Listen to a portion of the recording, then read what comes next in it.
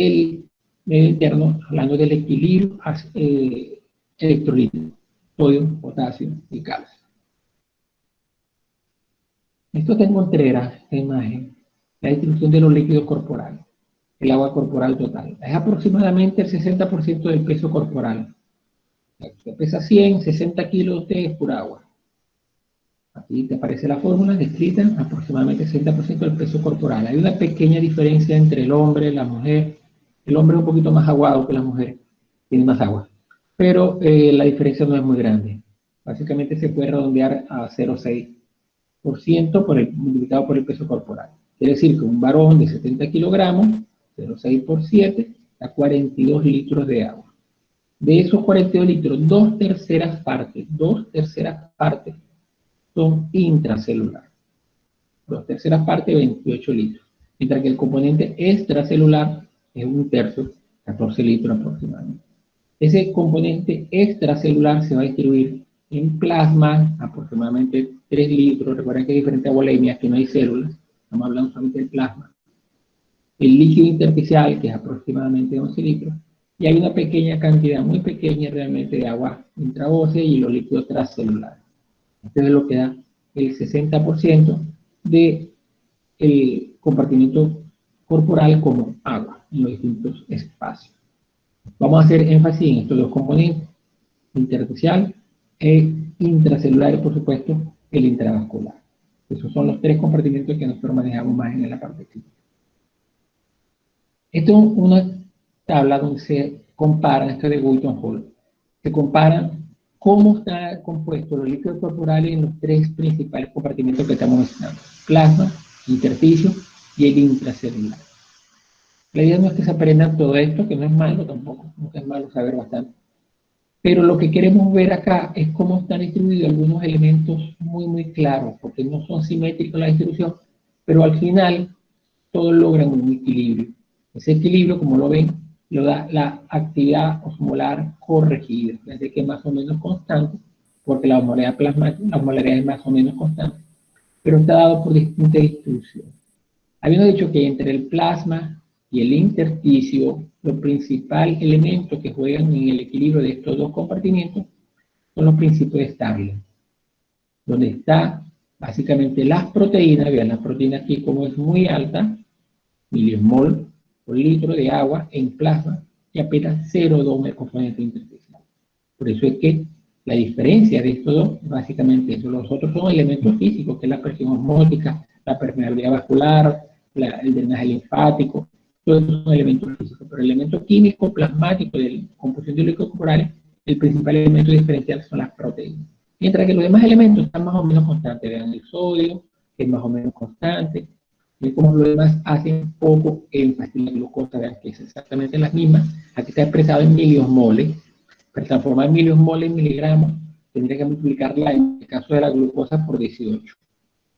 Vean la urea, que es más o menos igual. Y vean un equilibrio como se logra aproximadamente con la osmolaridad en cada compartimento, cerca de 300 en ambos compartimentos. En el espacio intracelular, con el intersticial, aquí hay otro juego de equilibrio. Aquí el equilibrio básicamente es por la osmolaridad.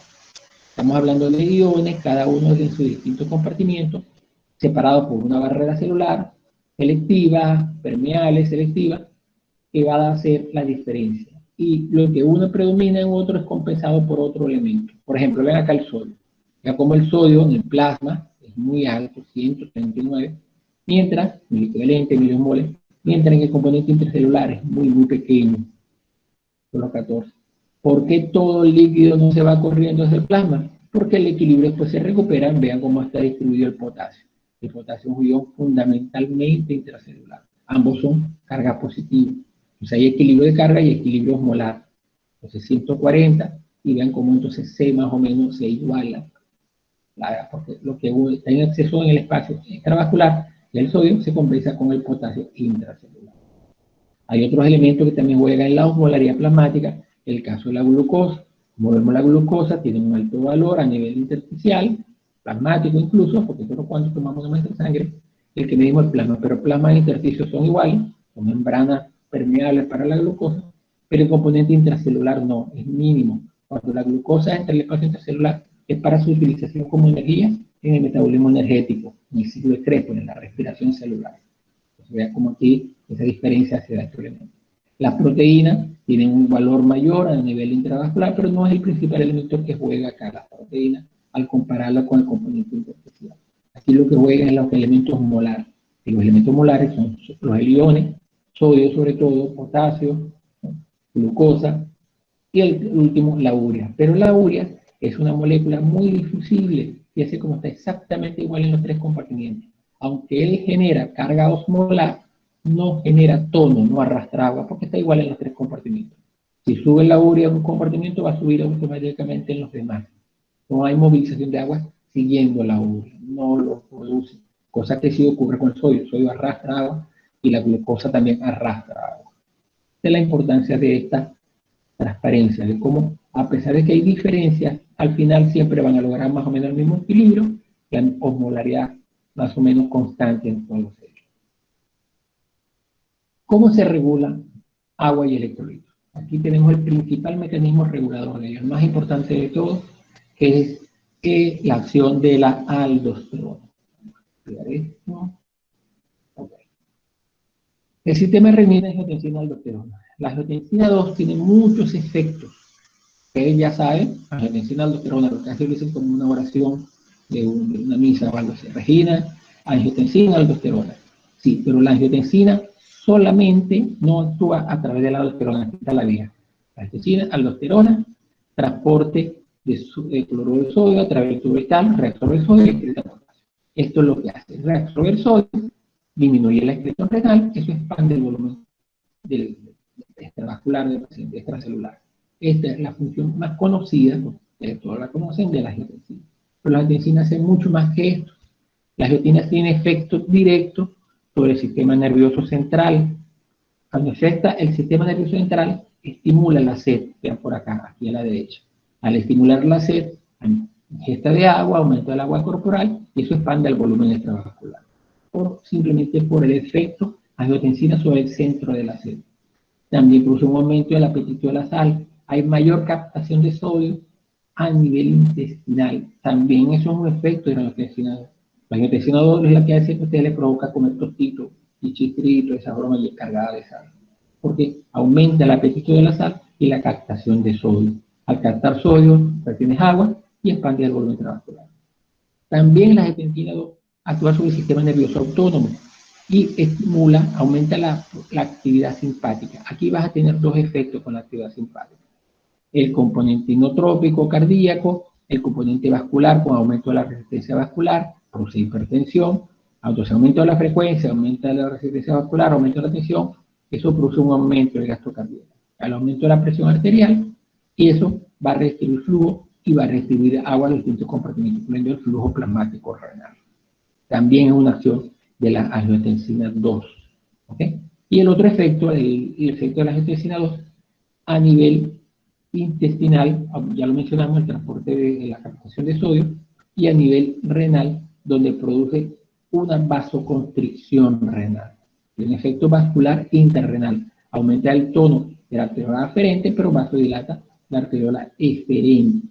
Eso produce que lo poco que se filtra, lo poco que perfunde, aumente la fracción de filtración glomerular y por lo tanto la presión oncotética también capilar va a disminuir porque disminuye la presión hidrostática y hay mayor reabsorción de sodio.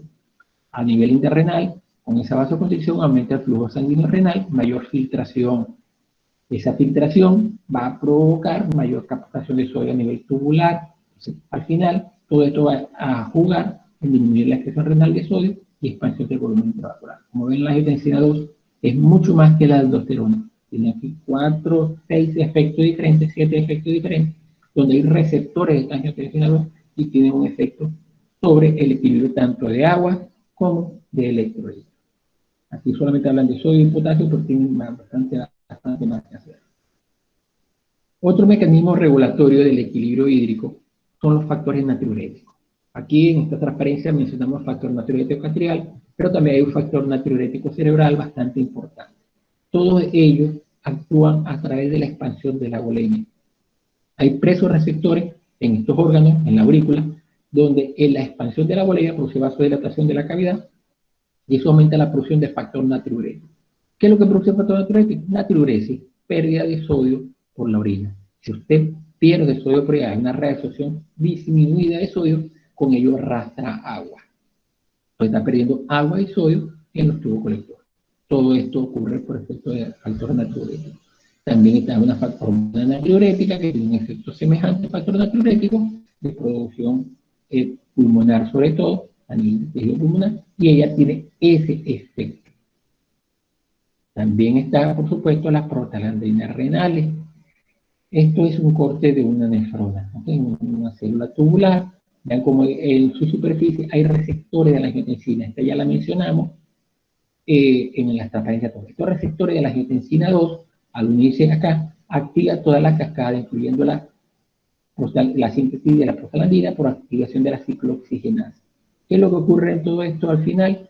Que la producción, la degradación del ácido araquidónico, la producción de prostaglandina, y la prostaglandina tiene un efecto de vasodilatación e inhibe la acción de la hormona antidiurética. De esta manera, él aumenta la filtración renal, aumenta la natriuresis por efecto de la prostaglandina renal. Esos todos son efectos potenciados por ello. Por eso es que los medicamentos que inhiben la prostaglandina, todos los antiinflamatorios, todos los AINES en general, tienen este efecto. Al inhibir la prostaglandina, porque no son selectivos, inhiben la prostaglandina renal y tienden a producir sobrecarga de agua y sodio en estos pacientes y tienen un pequeño efecto sobre la tensión arterial. Todos los AINES lo hacen, en mayor o menor medida, algunos pacientes lo expresan como hipertensión, otros no, pero el efecto del medicamento lo hace. Ellos bloquean los receptores de las angiotensina, activan los receptores para inhibiendo la síntesis de prostaglandinas renales. También está la hormona antidiurética, la anti-ADH. La hormona antidiurética es una hormona hipoficiaria, el hipófisis posterior, la vamos a ver con más detalle en la clase de endocrinología. Y esta ADH tiene un órgano blanco, que son los túbulos conectores. Ahí abre canales de aquaporina, donde hay una reabsorción de agua pura, sin, no mediando con otro ion. Entonces, eso es por un efecto hipoficiario. ¿De dónde viene ese estímulo? De los receptores hipotalámicos. En los receptores hipotalámicos hay presoreceptores, varoreceptores, y hay osmoreceptores. Entonces, ellos miden la osmolalidad plasmática y la presión sanguínea constantemente, y en base a eso le informan a la hipófisis, y la hipófisis vía ADH le informa al túbulo colector si necesitamos o no más agua. Entonces, ¿cómo ocurre el efecto? Si tiene un aumento de la osmolalidad plasmática, está deshidratado, con un volumen sanguíneo disminuido, con una caída de la presión arterial, la respuesta es aumentar la producción de hormona antidiurética. Al aumentar la hormona antidiurética a nivel túbulo colector, hay más reabsorción de agua. Va a orinar menos, pero es el agua que está reabsorbiendo, entra al volumen intravascular y trata de corregir estos estímulos. Al entrar agua, disminuye la osmolalidad plasmática porque la diluye, aumenta el volumen sanguíneo y aumenta la presión sanguínea porque está aumentando agua. Eso es un efecto, el por qué aumenta la hormona antidiurética en estas condiciones. Un descenso de la hormona antidiurética, todo lo contrario, la osmolalidad plasmática está disminuida, hay mucho volumen sanguíneo o la presión sanguínea está elevada, osmoreceptores o presoreceptores. La respuesta en este caso, disminución de la producción de ADH. Entonces, menos antidiuresis, más pérdida de agua. Aquí lo que tú quieres es perder agua. Si pierdes agua, aumenta la osmolalidad plasmática. Si pierdes agua, disminuye la presión y el volumen. Como ven, juega al feedback dependiendo de la respuesta de estos dos receptores hipotalámicos, como son los homoreceptores y los presoreceptores. Y ellos después es lo que va a dar información al lóbulo posterior de hipófisis para que se produzca la ADH. Hay otros estímulos, aparte de la presión y la osmolaridad, que pueden producir un aumento de la hormona antidiurética. Aquí tenemos, por ejemplo, la náusea y la hipoxia. En estas dos condiciones hay una tendencia a producir un aumento de la producción de hormona antidiurética. Esto tiende a retener agua en estas dos condiciones. Hay fármacos que también hacen ese efecto. Por ejemplo, la morfina. La morfina tiene un efecto inhibidor de la diuresis. Produce ese efecto que hay menos diuresis, incluso también hay más estreñimiento porque las heces se hacen más secas. Es un efecto que tiene la morfina. Lo mismo hace la nicotina. El cigarrillo tiene un efecto para la disminución de la hormona antidiurética. Un aumento de la hormona antidiurética disminuye la diuresis. No lo utilicen para eso, para orinar menos, no es la idea. ¿Ok? La ciclofosfamida, un quimioestático también hacen ese efecto. Que produce un descenso de la hormona antidiurética. Vas a orinar más cuando descensa la hormona antidiurética. El alcohol. O sea, no solamente es que te tomas mucho volumen de líquido cuando estás tomando la cerveza, sino que también el efecto del alcohol que tiene la cerveza te da ganas de orinar. Por eso es que cuando lo está consumiendo alcohol, quiere ir al baño con mucha frecuencia. Es un efecto directo sobre la hormona antidiurética, aparte del volumen hídrico que estás tomando. La clonidina normalmente la utilizamos nosotros como un medicamento antihipertensivo, un vasodilatador periférico potente, pero también tiene un efecto central que provoca un descenso de la hormona antidiurética y termina provocando diuresis. No es un diurético, lo que pasa es que disminuye la hormona antidiurética. El aldol, el haloperidol, es un bloqueante dopaminérgico, lo utilizamos en pacientes con agitación psicomotriz, ¿okay? Psicótico, con crisis psicótica, y tiene este efecto también de descenso de la hormona antidiurética. Pasa lo mismo con la ingravidez, si estás en el espacio, te da ganas de orinar. Si la inmersión, si estás metido en el agua, en una piscina o en el mar, también te da ganas de orinar. Y el frío también produce todas esas condiciones de descenso de la hormona antidiurética. Unos cuantos conceptos para empezar a hablar de deshidratación. Primero hay que recordar el concepto de osmolaridad. Se refiere al número total de partículas osmóticamente activas disueltas en un litro de solvente. ¿Ok? La osmolaridad en el cuerpo, nosotros la calculamos con esta fórmula, que es muy sencilla. Los principales determinantes de la osmolaridad plasmática está el sodio, multiplicado por 2, el sodio expresado en mil equivalente o en miliosmoles, no importa, más la glucosa. Si la expresa en miliosmoles, es glucosa en miliosmoles. Si tiene la glucosa en miligramos, tienes que dividirla entre 18 para transformarla en miliosmoles. Lo mismo que la urea. La urea lo puedes presentar como nitrógeno ureico, lo dividirías entre 2.1 o como nitrógeno ureico, lo divides entre 2.8 y si lo expresas como urea, tienes que dividirlo entre 2.1 si está puesta en miligramos para transformarlo en miliosmoles. Si el laboratorio te da los valores en miliosmoles, simplemente los colocas acá directo. Entonces, sumas estos tres componentes, sodio, glucosa y urea, y tienes la osmolaridad plasmática, que está alrededor de 290 más o menos 4. Y a uno, entre 290, cerca de 300, hasta 285, por ahí uno lo considera más o menos dentro del rango normal. Ya cuando sobrepera los 300, las osmolaridades, estamos hablando de estado hiperosmolar. Entonces, esto es indispensable. Usted siempre que tenga un trastorno de iones, un trastorno hídrico, tiene que hacer esta fórmula, este cálculo, para estandarizar si la deshidratación o la sobrecarga hídrica que usted tiene es isoosmolar, hiperosmolar o hipoosmolar, al calcular la osmolaridad. Los otros dos conceptos, deshidratación y depresión de volumen. Nosotros utilizamos deshidratación como un sinónimo de ambos. No es real, es un uso incorrecto, pero ya el uso lo ha consagrado. El concepto real de deshidratación es la pérdida aislada de agua, agua pura, con conservación de solutos. ¿Okay? Si usted pierde solo agua, concentra los demás solutos, por eso hay hipernatremia secundaria por concentración. Mientras que en la depresión de volumen usted pierde tanto agua como solutos, pierden los dos de forma combinada.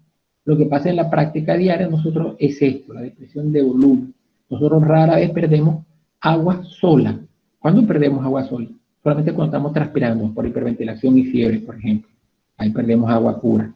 En la diabetes insípida quizás se pierde más agua que soluto, aunque se pierde una pequeña cantidad de soluto. Pero los demás ejemplos de deshidratación que nosotros conocemos realmente es una depresión de volumen porque se pierde tanto agua como soluto.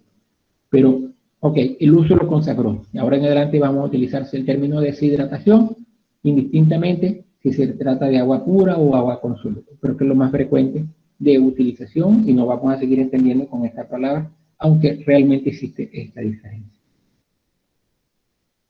Diferentes tipos de deshidratación. Cuando te tenga un paciente normalmente con un trastorno hídrico, o está hinchado, o está hipertenso, o está deshidratado porque tiene pérdida evidente, clínicamente está perdiendo agua, usted tiene que clasificar esa deshidratación.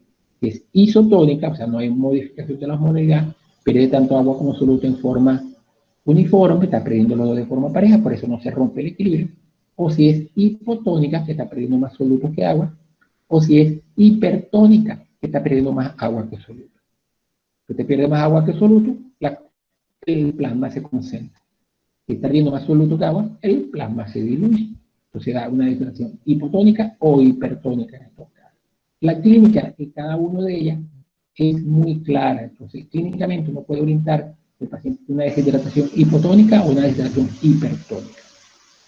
Para ello tenemos estos parámetros clínicos que hay que evaluar.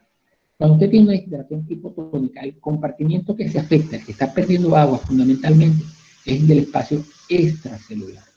¿Por qué? Porque cuando usted tiene un componente hipotónico, usted tiene menos tonicidad en el lecho plasmático y esa tonicidad hace que el agua que está en el espacio extracelular migre al espacio intracelular. Es el compartimiento extracelular el primero que pierde agua. El compartimiento intracelular, por el contrario, gana agua. Entonces es edema celular, pero el espacio intersticial y el espacio intravascular se depleta primero. Lo contrario en la solución hipertónica. En una deshidratación hipertónica, recuerda que es el solvente el que va a migrar hacia donde está el soluto dominante.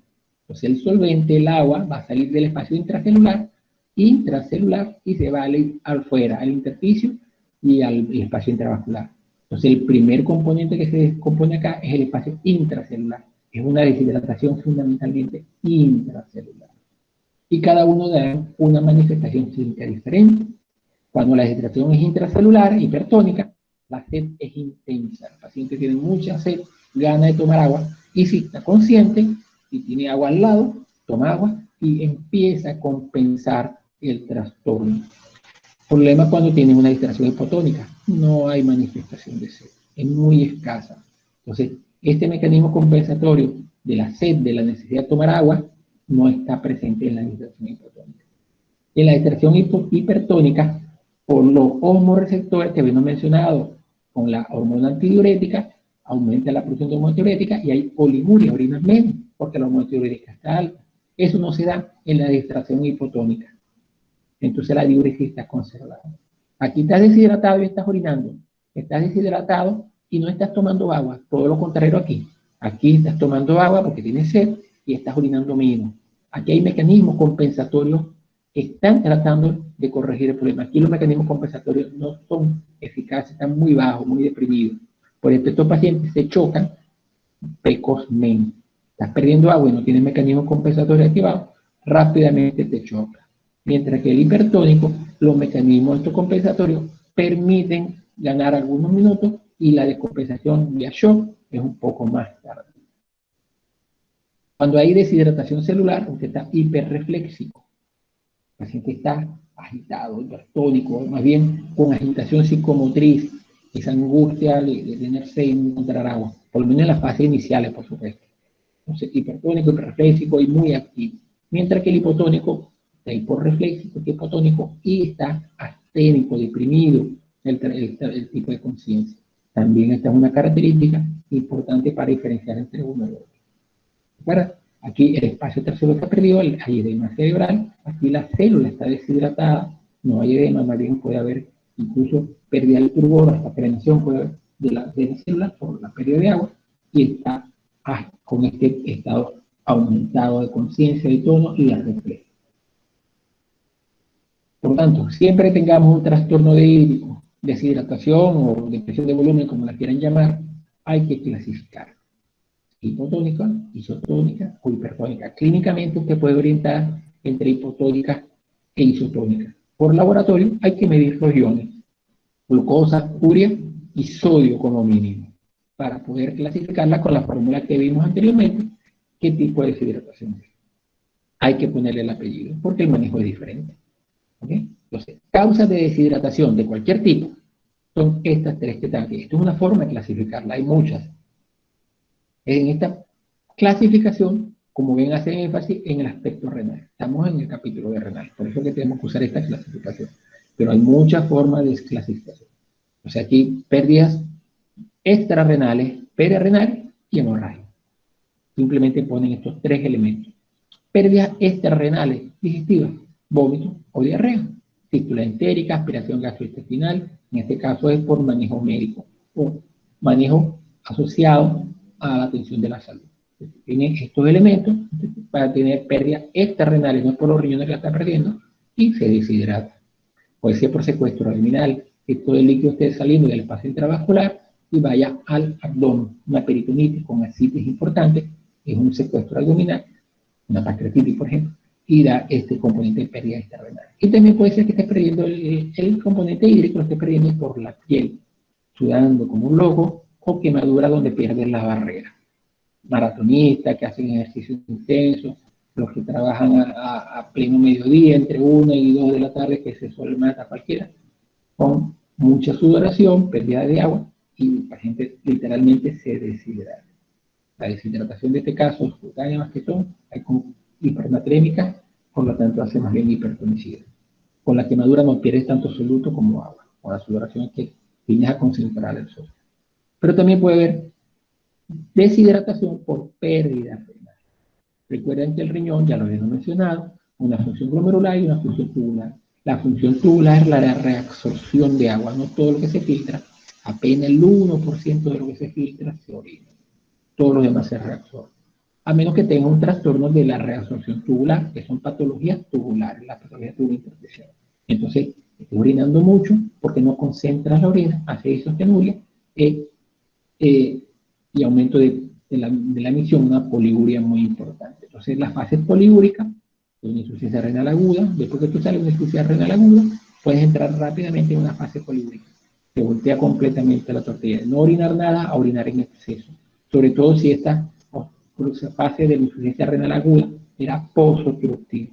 Usted que coloca la sonda, un paciente que tiene una hiperplasia prostática y está obstruido, usted coloca una sonda, tapa la tubería y el paciente orina mucha cantidad. Está en una fase poco obstructiva. Hay que tener cuidado porque esta fase poco obstructiva, aparte de perder mucha agua, también pierde muchos iones. Entonces hay que tener cuidado con mantener el equilibrio. Las enfermedades tubulares intersticiales, ya se lo mencioné, todas ellas impiden la reabsorción de agua. Las nefritis tubulointersticiales son una clase que vamos a ver más adelante.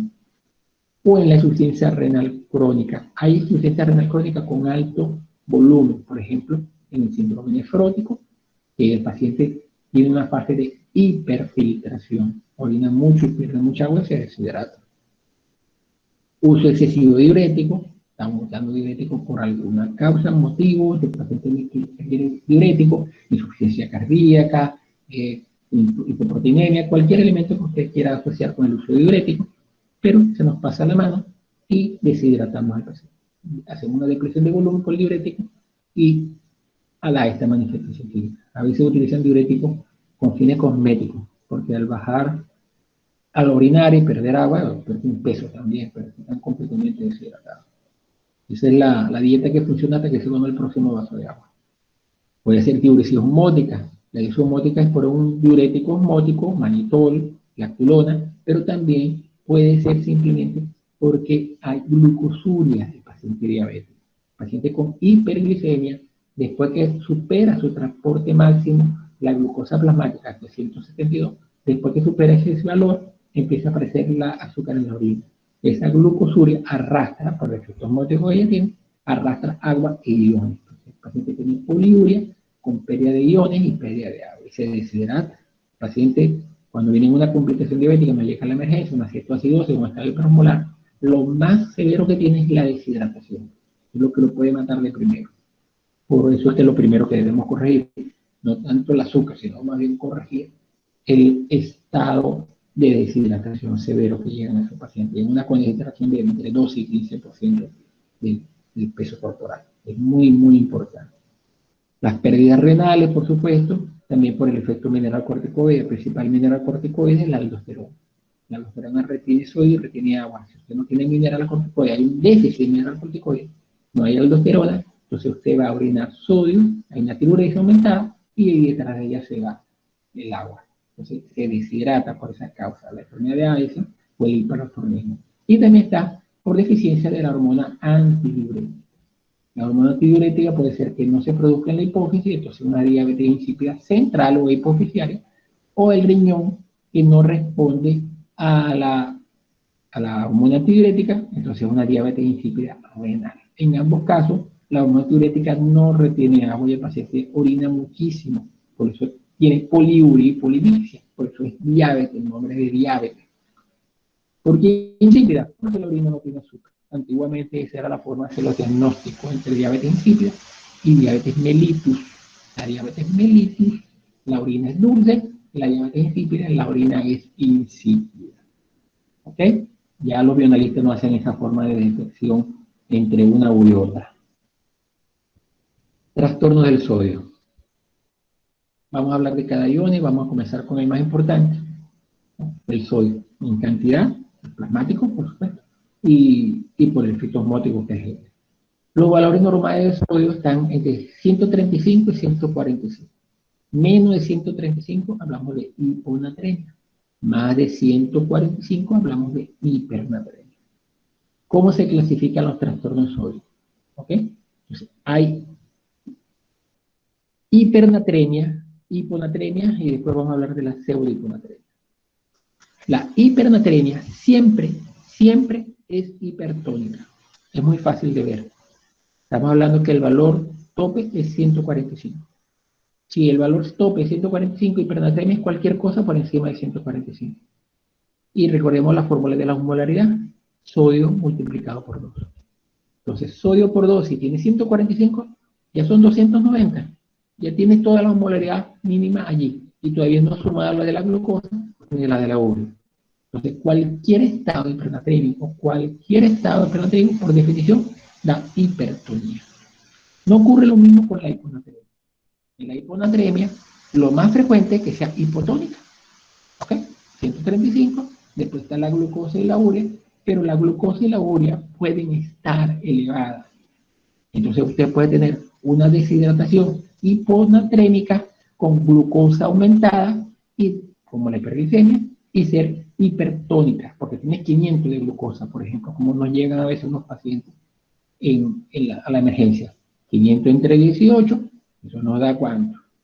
Más de 25, 30 miliosmoles. Entonces, aunque el sodio esté ligeramente disminuido, la tonicidad la va a generar la glucosa, y por eso se puede dar isotónica o incluso hipertónica.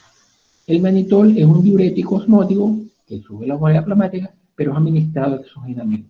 Esto ya es un efecto por administración del producto. Por forma fisiológica o fisiopatológica no ocurre. Tiene que ser por cuidado de la salud. Alguien le dio el mannitol para que pueda dar un estado isotónico o hipertónico, porque dependiendo de la cantidad de mannitol también puede ser hipertónico. Lo mismo que la hiperglicemia puede ser hipotónica. Entonces, la hiponatremia no siempre es hipotónica. Generalmente lo es, pero no siempre. Puede haber isotonicidad o hipertonicidad si hay otro elemento osmóticamente activo disuelto, que generalmente es el azúcar. Estas formas de deshidratación, todas ellas pueden ser hipovolémicas, normovolémicas o hipervolémicas. ¿Ok? Si usted tiene una deshidratación hipotónica, también va a tender a ser hipovolémica. Si es una deshidratación hipertónica, eso trata de retener agua, pero no siempre logra compensar. Que una condición pueden dar estos elementos. El concepto pseudohiponatremia, esto aparece en la programación y por eso hay que mencionarlo. Esto realmente en nuestro tiempo no tiene justificación, porque esto es un error del laboratorio.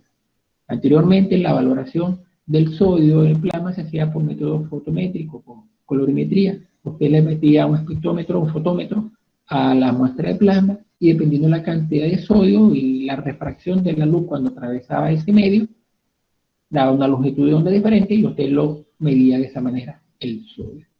Había unas condiciones en que esta longitud de onda era muy baja y te daban el valor como que fuera una hiponatremia, y no era cierto. Lo que pasa es que estaba disuelto en el plasma otro elemento distinto al sodio que producía el efecto óptico, como podría ser la glucosa o podría ser incluso el colesterol y el triglicérido. El colesterol y el triglicérido pone el plasma lechoso, ¿ok? Y esa refracción alterada por el colesterol y el triglicérido, el equipo te decía que había una hiponatremia y no era real. Ahorita los equipos que se utilizan para medir sodio lo hacen con electrodos, por la migración de los iones a un campo magnético, los campos electromagnéticos, un electrodo positivo o negativo, entonces ahí van a medir los cationes o los iones, y así se mide ahorita. Entonces ya no te va a medir, no te va a fallar, no te va a medir falsamente una hiponatremia por azúcar o por colesterol, por triglicéridos. Ahora son mucho más confiables.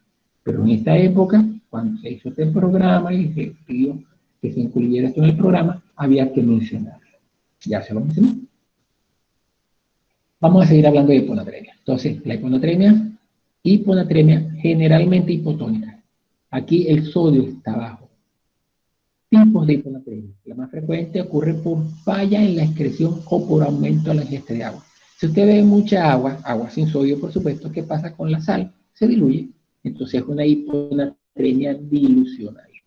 La hiponatremia hipotónica es fundamentalmente dilucional, un aumento en la ingesta. Pero también puede haber un exceso de excreción de sodio más que de agua. Por lo tanto, allí pierdes muchos iones y también te vas a dar una hiponatremia que es por pérdida neta de sodio. Las hiponatremia iso e hipertónica, la hipertónica ya le voy a mencionar, es cuando en plasma está otro elemento osmóticamente activo disuelto, que puede ser glucosa, que es lo más frecuente, pero puede ser un diurético osmótico como el mannitol. Entonces, en estos casos puede haber una hiponatremia iso o hipertónica incluso, en cualquiera de estas dos situaciones. Pero salvo este ejemplo de la hiperglicemia, que es el que va a ver clínicamente, y lo más frecuente es que sean hipotónicos. ¿Qué ocurre en la fisiopatología de la hiponatremia? Vemos que el sodio plasmático está disminuido, la osmolalidad plasmática está disminuida. ¿Hacia dónde va el agua? El agua se va al espacio intracelular. Entonces la disminución de la concentración de sodio produce que el estado hiposmolar, la entrada del agua al interior de la célula se edematiza, se produce edema celular. En el sistema nervioso central, edema cerebral. Entonces, este edema trata al cuerpo, nuevamente las células intentan corregir este desequilibrio. Las células en su interior tienen la capacidad de sintetizar o eliminar osmolitos, sustancias osmóticamente activas, intracelulares. Entonces, si usted tiene hiponatremia de varios días, esta célula aprendió que este estado negativo para ella lo puede compensar botando osmolitos. Entonces, estos electrolitos y osmolitos intracelulares los elimina de la célula. Y con eso baja la osmolaridad intracelular y de esa manera contrarresta parcialmente, aunque sea parcialmente, la entrada de agua. Entonces, disminuye un poquito el edema celular. El problema es que cuando el médico no está pendiente de esto, hace el diagnóstico de la hiponatremia y le mete un chorro de sal al paciente y corrige la hiponatremia porque estaba baja y había que corregirla. Si esto se estableció en varios días y usted lo corrige muy abruptamente, al corregir la hiponatremia, voltea completamente la tortilla, porque la célula no tiene osmolitos, los había perdido. Entonces, parte del sodio que vas a colocar se van a ir al interior de la célula. Entonces, lo que vas a producir es lesión celular porque se van a expandir en exceso. Eso se llama mielinolisis pontina. Es una patología, una complicación de una corrección incorrecta de la hiponatremia. Las hiponatremias crónicas se corrigen poco a poco. Se van midiendo y se tarda 1 o 2 días si es necesario hasta corregir, lograr el equilibrio. Pero hay que evitar que ocurra la mielinolisis pontina. La mielinolisis pontina es mucho más frecuente, no se sabe exactamente por qué, en el sexo femenino. Los hombres no le da tanto una mielinolisis pontina, a pesar de que corrijan la hiponatremia de forma rápida, sino las mujeres, y es relativamente joven, en edad todavía no sexualmente activa, sino hormonalmente activa todavía, antes de la menopausia. El porqué de esa condición hormonal no está muy claro, pero así está descrita claramente en la estadística. La mielinolisis pontina es mucho más frecuente en mujeres antes de la menopausia. ¿Cuál es la clínica de un paciente con hiponatremia? Habíamos dicho que era de 135 a 145, y aquí tenemos un 125 para que aparezca la clínica. Es decir, que hay un gap entre 125 y 135, donde el paciente está prácticamente asintomático. Puede tener el sodio un poco bajo y no tener síntomas de hiponatremia. Los síntomas son muy evidentes cuando están por debajo del 125. En el punto intermedio puede ser que no hagan nada. ¿Qué es lo que ocurre cuando hay hiponatremia? Básicamente es un trastorno del estado de la conciencia. El paciente se ve como somnoliento, estuporoso, como asténico, deprimido, una depresión del estado de conciencia, hipotónico, hiporrefléxico, Puede haber calambres, dolor de cabeza, náuseas, vómitos, flatulencia por trastorno de la motilidad intestinal. Recuerda que el sodio es el principal elemento de la despolarización y de la transmisión del impulso nervioso. Sin los sodios, en la fase de despolarización rápida, no ocurre nada de eso. Entonces, todos estos trastornos neurológicos posiblemente están asociados a ese trastorno de hiponatremia, porque no hay despolarización celular. Más bien la célula tiene que estar hiperpolarizada y es inexcitable o pierde la capacidad de excitación. Las complicaciones son, cuando esta hiponatremia es muy intensa, convulsiones, coma, puede haber pario respiratorio por herniación del tallo. ¿Por qué va a haber herniación del tallo? Porque hay edema cerebral. Si hay edema celular y está metido dentro de una caja como es el cráneo, una cavidad rígida donde entra agua, se hincha la célula, pero no tiene por dónde salir, va a salir por el orificio que le quede más grande. ¿Y cuál es el orificio más grande? El foramen magno. Allá abajo del occipital, por ahí es por donde se va la masa cerebral. Al clavarse ahí, al hacer el enclavamiento del tallo, ahí es la zona también de perfusión cerebral, por ahí están los grandes vasos. Entonces se enclava, produce paro al centro respiratorio y el centro cardíaco también, y el paciente fallece por la herniación del tallo cerebral. La hiponatremia severa produce esta complicación. Causa de hiponatremia, no se asusten con la transparencia, está muy densa, pero bueno, para ganar tiempo. ¿Cómo se lee en esta transparencia? Vean las negrillas y vean cómo está dividido. Causa de hiponatremia, aquí está en dos grandes grupos. Hiponatremia por excesiva ingesta de agua. Hiponatremia dilucional. Si tomas mucha agua que no tenga sodio, diluyes el sodio que tienes en el cuerpo y das hiponatremia. ¿Ok? Una capacidad alterada en la excreción renal de agua. ¿Ok? En este caso, es por un trastorno del manejo renal. Por disminución del volumen del fluido extracelular. Tú pierdes agua, ¿ok? Estás perdiendo sodio, pérdida renal de sodio, y por eso te produce la hiponatremia. El volumen extracelular del fluido, estás perdiendo volumen, pero también estás perdiendo iones. Pierde más iones que volumen. Por eso haces hiponatremia hipovolémica en este caso. Esas pérdidas renales de sodio, cuando utilizas diuréticos, que pierden sodio. Todos los diuréticos tienen eso, los diuréticos de ASA, la furosemida, la hidroclorotiazida, todos ellos hacen. Los diuréticos móticos también hacen eso. El manitol, que lo hemos mencionado. La glucosa no es un diurético, pero hace un efecto de diuresis osmótico. El paciente con cetoacidosis, con hiperglicemia, está hipermolar, al orinar mucha glucosa junto con el azúcar arrastra agua, hay hiponatremia hipovolémica, pero también arrastra sodio. Por eso es que hay de estos clínicas, estos pacientes con cetoacidosis, es hiponatremia hipovolémica. También arrastra todos estos elementos. Si tienes insuficiencia adrenal, recuerda que no se produce la aldosterona, no tiene aldosterona, no retiene sodio, pierdes el sodio por la orina, hace hiponatremia. Una nefropatía perdedora de sal, estas son las patologías tubointersticiales. Todo el sodio que se filtra, el 90% se resuelve a nivel tubular, pero si tienes una nefropatía tubular, no vas a reabsorber la sal y la vas a perder. Pierdes sodio y pierdes potasio también. Entonces, estas nefropatías perdedoras de sal son patologías tubulointersticiales. Que tengas bicarbonaturia, también son patologías tubulares, pero están asociadas a segundas enfermedades. Por ejemplo, la enfermedad de la acidosis tubular. La acidosis tubular renal es un desequilibrio en la patología tubular, donde generalmente cruzas con bicarbonaturia, pérdida de bicarbonato, por eso te das acidosis tubular, y pierdes sodio. Algunas cursan con hipocalemia, otros cursan con potasio elevado de la tipo 4. Después vamos a mencionar un poco más de ellas. Son patologías más o menos frecuentes que se ven como trastorno de la patología tubular, la renal. Algunas son congénitas, otras son adquiridas. La cetonuria, ayuno prolongado, envenenamiento por alcohol, todas esas cosas, como consideraciones, proteólisis y lipólisis. Entonces usted tiene estos pacientes con alteración de la capacidad y pierde, como también como un diurético, pero con pérdida de muchos iones y de solutos más que de agua. Entonces este componente hiponatrémico hipovolémico. Pérdidas extrarrenales de sodio, vomitando, con diarrea, sangrando, sudoración excesiva. Por ejemplo, aquí ponen el ejemplo de los corredores de maratón. Antiguamente los corredores de maratón hacían un maratón y lo que más le daban eran agua, o agua con azúcar, lo que tenían que darle agua con sal. Eso es un error, eso lo aprendimos después, hasta que inventaron el Gatorade, que empezaron a darle agua y tiene iones. Le ponen potasio, aunque también le ponen azúcar para que no sepa tan mal. Pero lo más saludable sería tomar agua salada, realmente, agua con iones, como el suero oral. Sabe como agua de playa, pero ese es realmente lo que estás perdiendo cuando estás sudando mucho, y eso es lo que deberías reponer. Cada 5 kilómetros hay un puesto de reabastecimiento de agua en una carrera de maratón. Más olímpico, cuando están bien organizados. ¿Ok?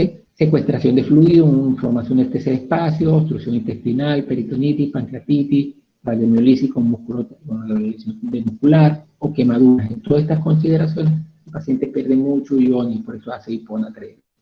Pero puede ser también hipervolémica, hiponatremia hipervolémica, la insuficiencia cardíaca, la cirrosis, el síndrome nefrótico, la falla renal, todas ellas cursan con hipervolémica como mecanismo compensatorio secundario. Pero aquí lo que ocurre primero es el trastorno de la perfusión renal. Usted no orina adecuadamente, hay retención de agua y esa retención de agua produce la hiponatremia dilucional, incremento excesivo del volumen. No es que está perdiendo sodio, sino que está reteniendo agua y por eso diluye el sodio. ¿Ok? Con volumen esencialmente normal, aquí tenemos el uso diurético tiacídico, el hipotiroidismo, insuficiencia adrenal, dependiendo grados, por supuesto.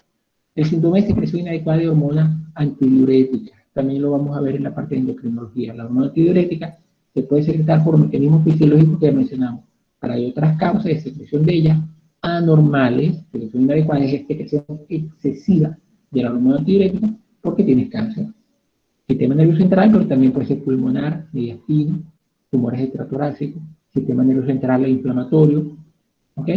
Vasculitis, cerebritis, encefalitis, meningitis, cerebritis, todo ese tipo, incluso traumática. Todas esas consideraciones, el sistema nervioso central puede cursar con un síndrome de secreción inadecuada de hormona antidiurética. La enfermedad desmielinizante, como la esclerosis múltiple, accidentes cerebrovasculares, isquémico, el stroke, hemorragia intracerebral, un hematoma intraparenquimatoso, hemorragia subarachnoidea, todos ellos pueden cursar con un secreción inadecuada de hormona antidiurética. A nivel de drogas o medicamentos que pueden producir la secreción inadecuada de hormona antidiurética, la desmopresina, oxitocina, inhibidores de la síntesis de prostaglandina que ya mencionamos, recuerden la función de las prostaglandinas renales, el cigarrillo, la nicotina, el fenotida, los antidepresivos cíclicos, los inhibidores de la recaptación de la serotonina, funcionan como unos hipnóticos, los derivados opioides, la morfina, que la mencionamos también, la clopramida, el clonfibrato, la carbamazepina, un anticonvulsivante, la ciclofosfamida, un inhibidor citostático de intestina. Como ven, la lista es importante, que pueden producir hiponatremia por esta vía normovolémica. ¿Ok? Pulmonar con condiciones pulmonares, infecciones, tuberculosis, distrés respiratorio, ventilación positiva, compresión positiva, que ahorita hay bastantes pacientes con ventilación positiva, decía un CPAP o un ventilador, en estos casos, en esta época de pandemia con COVID. Causa de misceláneo postoperatorio, que el paciente esté sobrehidratado con solución hipotónica, que estén poniendo 0,30 o 0,45, por ejemplo, por dolor, náusea severa. Todo esto, recuerda que la náusea producía aumento de la producción de hormonas antidiuréticas, recuerden eso que estaba en la transparencia anterior. ¿Okay? Y pacientes con HIV también tienen este efecto que pueden producir obesidad con hiponatremia. Ok, por disminución de la ingesta de solutos, que beban mucha agua. Y aquí tenemos la potomanía. Si usted bebe agua, porque le provoca beber agua, porque está de moda tomar agua, porque le dijeron que tomar agua es bueno para perder peso, usted va a generarse una hiponatremia, con toda la clínica que significa estar hiponatrémico. Dilucional. Puede ser una manía y estar dentro del contexto de un paciente psiquiátrico, pero puede ser voluntaria también, una manía muy voluntaria, digamos. ¿Okay? Aquí ponen el ejemplo de la potomanía por cerveza, no por agua, no por cerveza. En algunos países, bueno, la mayoría de las cervezas se pueden considerar una bebida hipotónica, porque lo que tienen es alcohol y tienen un cereal, prácticamente azúcar, pero tienen poco contenido sólido, realmente. Entonces usted bebe mucha cerveza, se bebe una caja de cerveza y está bebiendo poca cantidad de sal, o sea, una hiponatremia dilucional. En algunos países, en las bares donde te colocan tu tarrón de cerveza, al lado te ponen un carroncito donde te ponen sal y limón para que tú compenses y puedas seguir consumiendo. Por supuesto, ahí están muy interesados que tú sigas consumiendo y así puedes evitar la hiponatremia dilucional por la cerveza.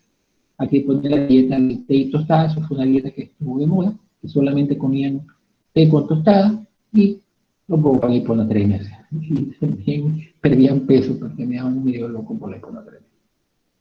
Por excesiva ingesta de agua. Esto puede ser por ictericia primaria, nuevamente volvimos a la potomanía, pero aquí sí es agua, ¿ok? Por fórmulas infantiles diluidas, la leche le echan mucha agua para rendir, lo que le están dando es un agua muy diluida, lo que le están dando es agua, por eso le produce hiponatremia a los niños.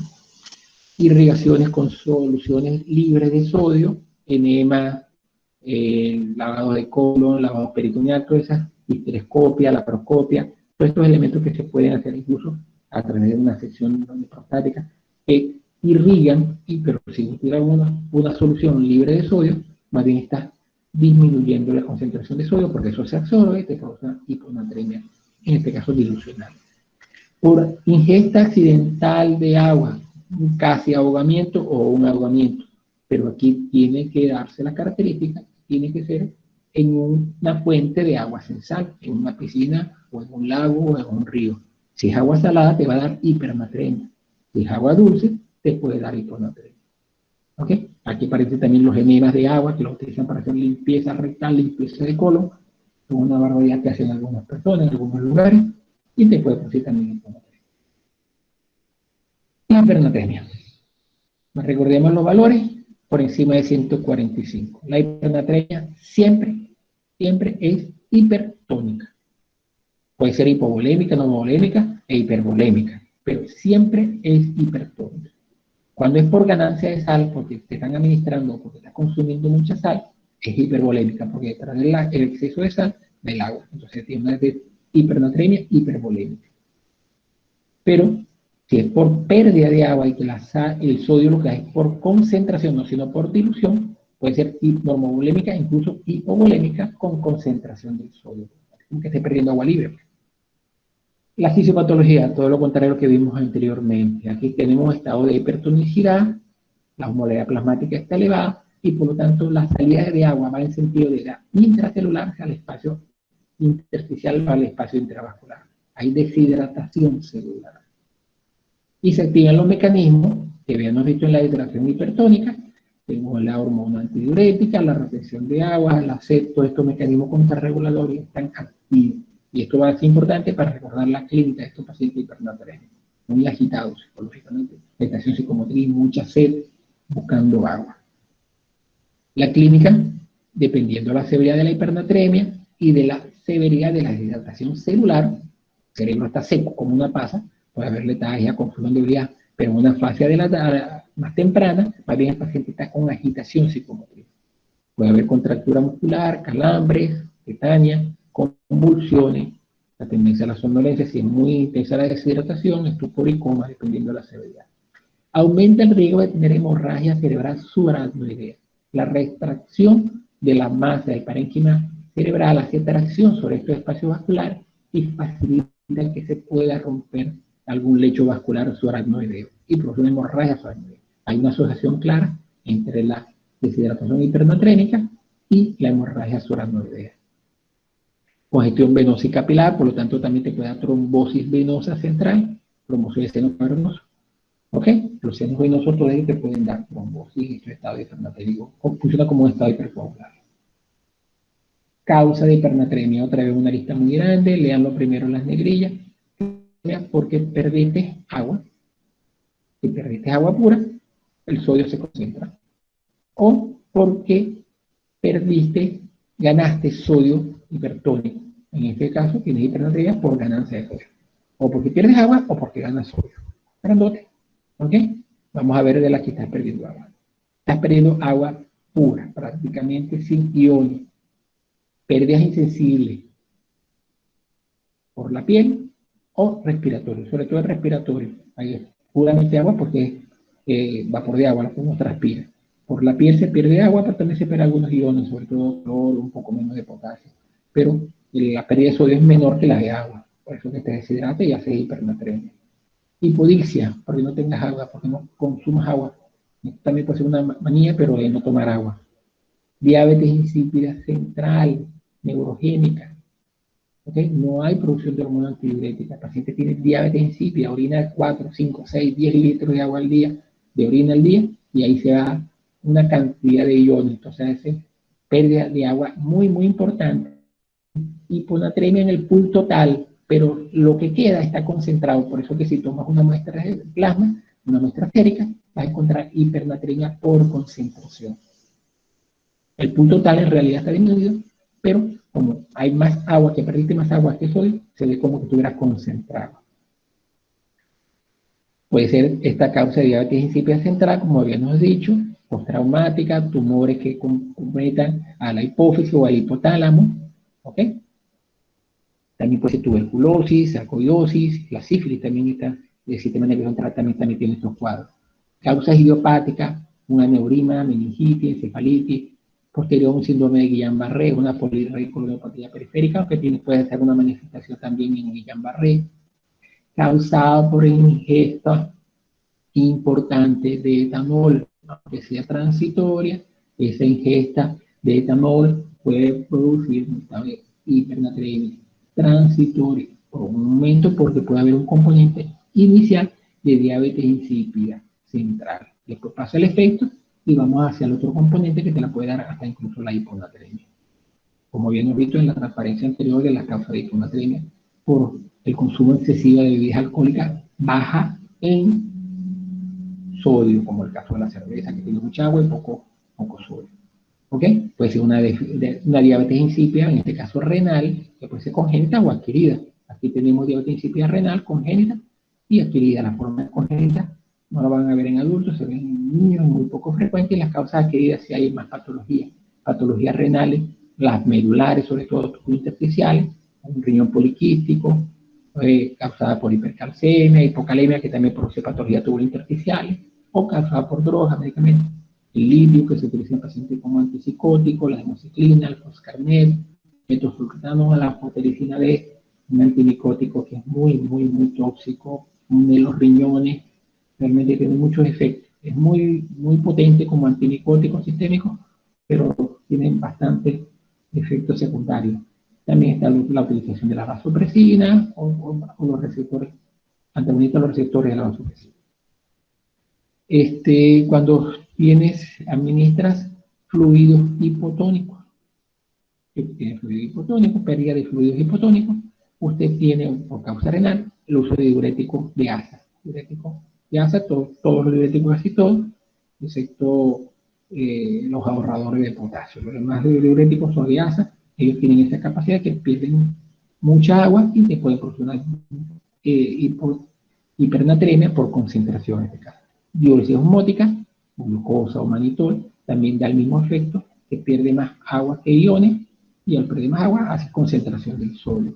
Diuresis posobstructiva, lo que habíamos dicho de la posobstructiva, la poliuria posrenal aguda, la fase poliúrica de la necrosis tubular, de la obstrucción tubular también, de la obstrucción de la vía urinaria, próstata, por ejemplo, o falla renal intrínseca, la nefropatía intrínseca. Por causas gastrointestinales, que pierdas más agua que sodio. Generalmente pierdes ambos, pero dependiendo del mecanismo compensatorio, puedes tener hipernatremia por concentración. Fístula intracutánea, diarrea, uso de catárticos osmóticos como la lactulona, que la habíamos mencionado antes, es moderada. Utilizamos en pacientes con encefalopatía por amonio, por ejemplo. Causa cutánea con pérdida, quemadura o excesiva sudoración, si pierdes más agua que iones, no lo estás respondiendo adecuadamente, puedes hacer hipernatremia. Si lo repones con solo agua, vas a dar hiponatremia. O por ganancia de sodio. Todos estos medicamentos o esta administración de estos elementos que tienen una alta concentración de sodio te pueden producir una hipernatremia por administración. La utilización de bicarbonato de sodio, comida enteral o parenteral también la pueden producir, preparación de alimentación, ingestión de cloruro de sodio. Estaban recomendando, hace unos locos, estaban recomendando cloruro de sodio, clorito de sodio para el COVID, qué locura. Ingestión de agua de mar, accidentalmente o no, ¿ok? enemas ricos en cloruro de sodio, enemas con soluciones hipertónicas de sodio, inyecciones intrauterinas. ¿Por qué ponen inyecciones intrauterinas de cloruro de sodio salino hipertónico? Para producir tonicidad. Cuando usted en un estado postparto, después de un alumbramiento, queda con hipotonía uterina, va a sangrar, y si ese útero no se contrae para el sangramiento, le van a sacar el útero. Entonces, una de las medidas terapéuticas que pueden hacer allí es inyectarle solución salina hipertónica al músculo uterino, a ver si con eso logramos que se contraiga. El sodio es el que permite la contracción por el potencial de acción. Infusiones con solución de cloruro sodio hipertónico, diálisis con soluciones de diálisis hipertónica, hiperaldosteronismo primario, Cushing, todas ellas cursan con tendencia a la hipernatremia. Potasio. Ok, el segundo ion. Esta transparencia, este dibujo, esta gráfica del New England, ¿sí? Realmente está genial, porque vemos dos compartimientos, tres realmente de los principales compartimientos del potasio. Tubular y el componente, en este caso muscular, pero estamos hablando de la célula muscular, entonces celular con el medio plasmático. Vea cómo se regula el potasio. La concentración plasmática de potasio. El potasio por sí mismo, cuando está elevado, estimula la acción de la insulina y de la angiotensina 2. Recuerda que la angiotensina 2 estimula la aldosterona, que va a estimular el intercambio de iones. Saca de la luz intestinal sodio, reactor de sodio, y excreta potasio. Entonces la aldosterona tiende a producir hipernatremia, pero produce hipocalemia, porque el potasio se excreta al riñón y después sale por vía urinaria. Vean cómo hipercalemia, por esta vía, busca perder potasio. Si usted tiene hiperaldosteronemia por una patología adrenal, pierde potasio. Si tiene aumento de la producción de la angiotensina 2 por un aumento de la renina a nivel renal, tiene aumento de la pérdida de potasio. Por cualquiera donde comience esta cascada, que sea con el potasio, con la colesterol, va a tener una tendencia a tener hipocalemia. Este es el mecanismo más importante a nivel renal. El otro mecanismo es a nivel celular, porque las bombas iónicas, la bomba más importante es la bomba sodio-potasio ATPase. ¿Okay? Con la activación de la bomba sodio-potasio ATPase, entra potasio y sale sodio. ¿Qué hace esta? ¿Cómo se activan estas bombas? Puede ser por hormonas catecolaminas. Hormona tiroidea hace esto. Las catecolaminas, la beta-adenérgica, efedrina, todos esos elementos hacen este efecto. Introducen potasio a la célula y sacan sodio. Por lo tanto, al intraer el potasio a la célula, tienden a producir hipocalemia, porque el potasio va al espacio intracelular. Ese efecto también lo hace la insulina. La insulina se une a sus receptores de insulina para abrir los transportadores de glucosa. Va a entrar glucosa a la célula. Pero junto con la glucosa también entra el potasio. La insulina produce hipocalemia. También la insulina se activa por aumento de la concentración de potasio. Como el potasio también por la vía de la insulina tiene a hacer la capacidad de hacer este efecto. El otro efecto que está acá es que el potasio bajo inhibe la aldosterona, inhibe la insulina y trata de inhibir esto. Trata de retener potasio, de subir el potasio porque está bajo. Y con un mecanismo compensatorio trata de compensarlo en todos los compartimentos, tanto en el renal como en el celular. ¿Qué no está en esta transparencia de la regulación del potasio? Una que ya habíamos mencionado. Lo beta-adrenérgico está ahí en esa transparencia. Vemos cómo estimula la captación de potasio por la célula, produce hipocalemia. La insulina, captación de potasio por las células, produce hipocalemia. La hipercalemia trata de perder potasio. La hipocalemia trata de ganar potasio. Una estimulando la producción de insulina y aldosterona y otra inhibiendo la producción de insulina y aldosterona, como vimos en la transparencia anterior.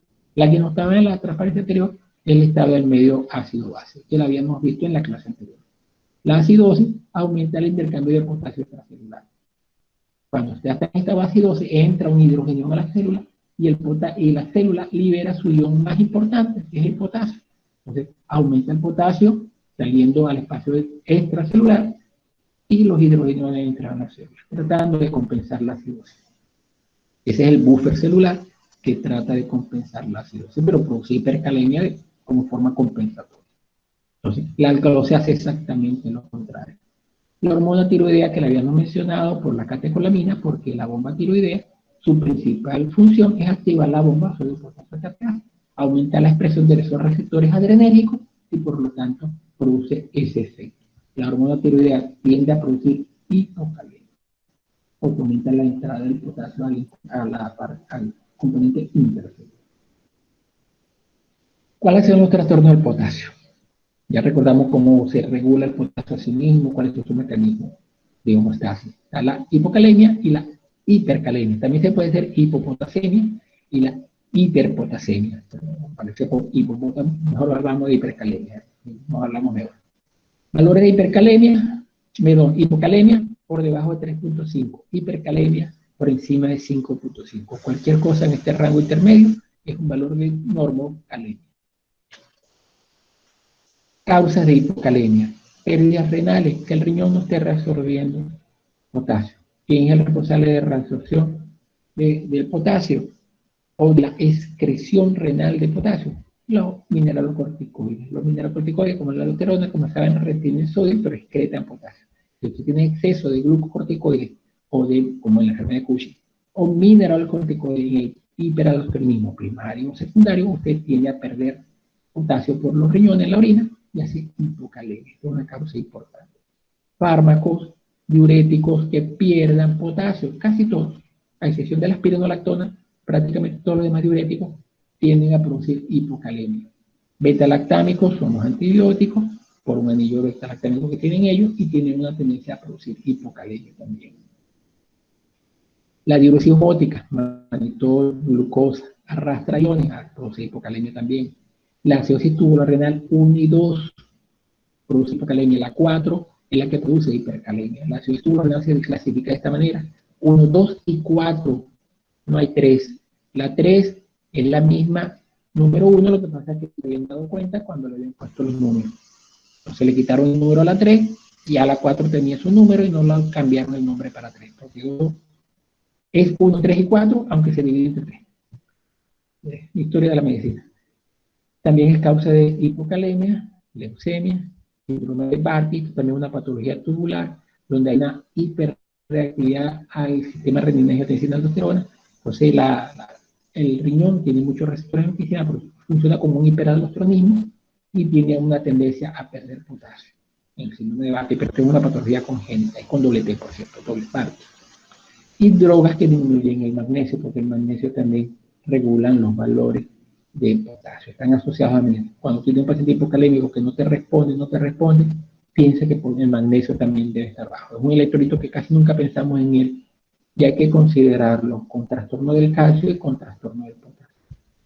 La disminución del IgG es muy raro, porque el potasio, como ion intracelular, si usted toma cualquier cosa que tenga células, vegetales o animales, está ingiriendo potasio. Entonces, si tu función digestiva está adecuada y está comiendo algo, lo que sea, generalmente está consumiendo suficiente potasio para mantener un equilibrio. Tiene que ser un ayuno completo para que esto produzca hipocalemia. No es tan fácil hacer hipocalemia. ¿Pero dónde es abundante los potasios? En vegetales y frutas. El plátano tiene muchísimo potasio, pero casi todos los vegetales y frutas son muy ricos en potasio. Y las carnes, por supuesto, también tienen una cantidad de potasio. Pérdida digestiva de potasio, vómitos, succión gástrica, sonda nasogástrica con succión de alto gasto, fístulas entéricas, todas estas son condiciones donde puede hacer hipocalemia. Las diarreas secretoras, tenemos cólera, tenemos Escherichia, tenemos salmonela, todas ellas que están en causa de diarrea mediada por toxina, por enterotoxina o citotoxina, tienen un tipo de diarrea con pérdida de potasio, diarrea hipocalémica. Y abuso de laxantes, irritantes, sobre todo el picosulfato de sodio, el poliestreno, ese tipo de laxantes también tienen que producir hipocalemia. La alteración del equilibrio celular la hemos mencionado, ¿ok? La alcalosis, el hipertiroidismo, el aumento de la catecolamia por efecto de los beta-agonistas. Entonces tenemos ahí el feocromocitoma, por ejemplo, que hay aumento de la expresión de los beta-agonistas. O por fármacos, la teofilina, se utilizaba antes mucho en el paciente con crisis asmática, cada vez lo usamos menos porque produce muchas arritmias, sobre todo por este trastorno del potasio. Y esas arritmias eran bastante peligrosas. Es un broncodilatador muy potente. Cuando no responde a otros medicamentos, recordamos la vieja teofilina y a veces lo usamos, pero hay que tenerle respeto. La cafeína también produce hipocalemia. La insulina ya lo mencionamos por qué mecanismo, para poder hacer la apertura de los canales de glucosa, la GLUT4 sobre todo, que es el cotransportador de glucosa muscular, y de la célula el lipocito, la célula, el adipocito, perdón. El GLUT4, la insulina es la que actúa en esos elementos y produce hipocalemia. Un calcio antagonista como el verapamil es un antihipertensivo calcio antagonista que también produce hipocalemia, por eso es que estabiliza la célula y produce menos arritmias, se utiliza para ello. La cloroquina la estamos utilizando mucho en pacientes con paludismo, la estuvieron utilizando mucho en COVID, ya sabemos que no sirve para nada, es peor que el medicamento de la enfermedad, eso no sirve para COVID, eso sirve para paludismo. ¿Cuál es la clínica de un paciente con hipocalemia? Tenemos un trastorno iónico, recuerden el equilibrio del potencial de acción, el potasio es el que estabiliza la membrana y el potasio es el que repolariza las membranas. Cuando hay hipercalemia, están hiperpolarizadas las membranas, entonces son muy poco excitables. Cuando hay hipocalemia, las células están despolarizadas, tienden a despolarizarse con mucha facilidad y no se repolarizan con facilidad. En ambos casos se interrumpe el potencial de acción.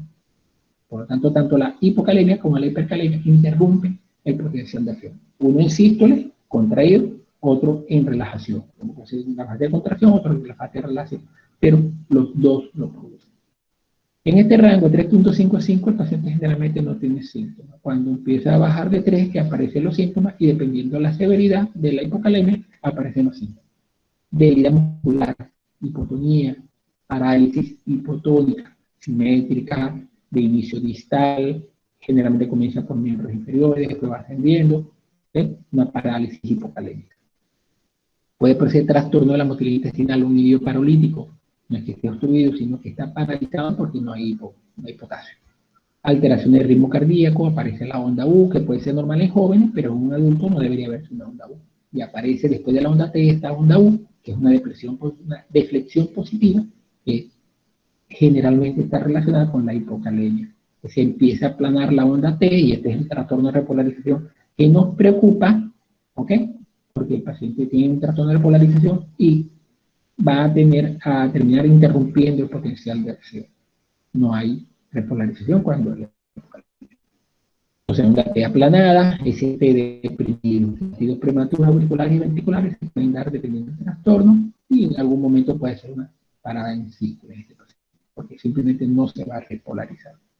Cuando está muy bajo el potasio, estamos hablando de por debajo de 2.5, puede haber necrosis, rabdomiolisis. El problema de la rabdomiolisis es que te va a liberar potasio al romperse los músculos, las células musculares. Pero esa rabdomiolisis libera mioglobina que infiltra el aparato tubular renal y produce una insuficiencia renal por una necrosis tubular, ¿okay? Aguda. La rabdomiolisis se complica con la falla renal y por ahí es por donde se destroza después por la rabdomiolisis y por la hipocalémica. Y lo más severo de la hipocalemia es que se paren los músculos respiratorios. Hay una parálisis respiratoria por debajo de que el paciente no tiene actividad, no tiene fuelle muscular, no respira, tiene que colocar un ventilador hasta que corrija el problema del potasio. Vamos por otro extremo, la hipercalemia. Causas de hipercalemia por disminución de la filtración glomerular.